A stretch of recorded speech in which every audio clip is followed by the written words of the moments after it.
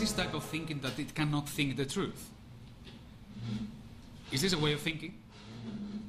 So Heidegger comes to the conclusion that, well, science doesn't think. Now he's saying something more than saying this is not practical. This is not the point.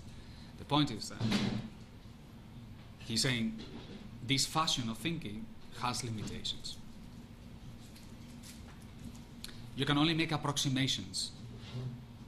You can only come close to the reality according to the way you inquire. If you inquire in a particular way, that's what you see. So if I inquire in terms of the functions of money, if I want to look at the dinar in terms of the functions of money, using therefore a scientific methodology, I will see the science of the functions of money.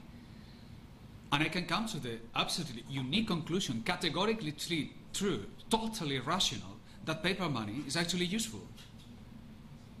And it's completely untrue. But I can prove it to you. I can prove to you that national debt is a great thing. I can prove to you that the bailouts are completely, totally rational, and they make a lot of sense. I can prove that scientifically. But the problem is that if you take that way of reasoning, which the only thing is just adding sufficient amount of data in a particular fashion to reach a particular conclusion, predetermined in advance, if you take that as the truth, then you can end up with the conclusion that the gold dinar therefore is haram. And you can end up with Islamic banking is halal. And you can end up with whatever you want me to prove, I can prove it to you rationally. Because reason can be led any way you want. Somebody said, if I do not care, I can prove rationally anything I want. So what is the difference? The difference is not the reason. Reason is just a calculator.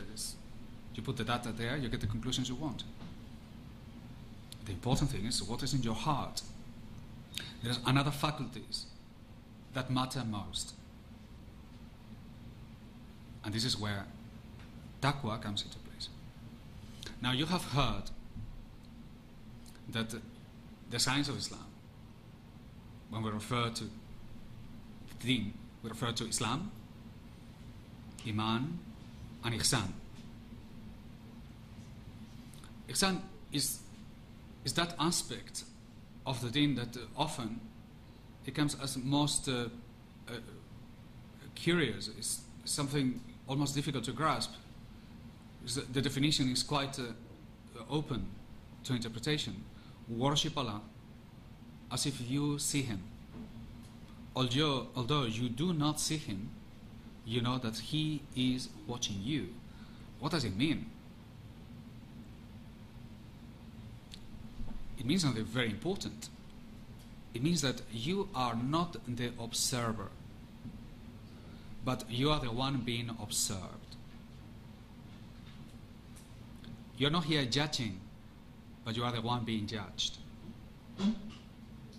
Now science and the fashion of thinking, which is we call science, places man as the observer, the absolute observer. An Islamic way of thinking is precisely the very opposite. Man is the one being observed. What matters when you make a judgment concerning nature of other people is not what you say or what you think about them, but it's how Allah is observing you, how Allah is judging you. That changes everything upside down. It reverses the whole process 180 degrees. Unless you are capable of this conscious, you cannot know. If you are not aware of ihsan, you are just like a child, just given things to write around and at random. Whatever crosses your mind, you just go and do it. Ihsan is what grounds you. It what puts you in place. It what gives you focus. You are the one being judged. You are the one. And that is taqwa. Because this is not a straightforward judgment on the world in front of you, but it's a concern about how you are going to be judged. This already changes the way you look at the world.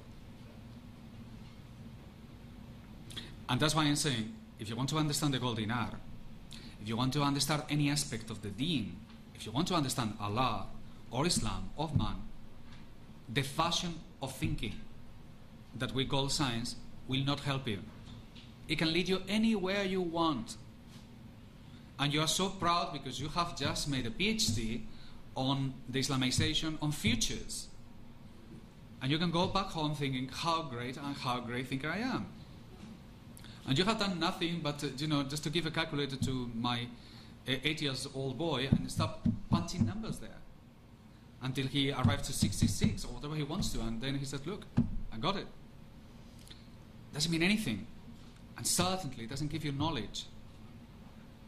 Because for knowledge, the key ingredient is not there. And this is something you know, but it has never been put into the academic of understanding our life, Islam itself. So this is what is dangerous of any faculty of Islamic studies. Every time I hear it, I get frightened. I say, oh my God, what is going on there? I wonder. Because this is not the frame. This is not how you teach Islam. It has never been taught under this formulation. And certainly you cannot put Islam under the scrutiny of scientific methodology. It just doesn't fit in. The key question, the key issue, the key concern can never be grasped by scientific methodology, which is Allah Himself. Everything else follows. So with this, I only want to lead you to one important thing. It's the fact that you have to consider that there is another way of thinking. And that this new way of thinking is founded upon the fact that we are not the observers, but we are the ones being observed. That this way of thinking takes precedence on the existential, that is on the Amal, over the conceptual. So whatever is conceptually true about, what they call today has become fashionable, speaking about Islamic principles. The Islamic principle of this, the Islamic principle of that. So once you have Islamic principles, all you have to do is to get Islamic principles and attach them to whatever you want to Islamize. So if your target is futures, then you have to find what principle is good within the futures it looks like another set of principles here, and then you start doing the matching. Of course, all that ignores the practice. So in our case, the practice takes precedence. And equally important is the fact that the individual in the acting of the individual is not an idea, but only is in his execution. This sounds a little bit strange, but when I explain it to you, you will understand it. It's very simple. Is essentially what we are saying is that there is a freedom of the individual that it cannot be translated into concepts. So just because in a piece of paper it says I am free, I'm not free. I'm only free if I can exercise my freedom.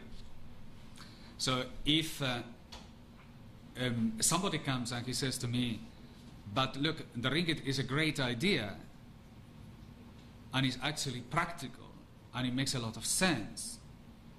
If it is invading my freedom, it's of no use. And you have to be able to recognize that.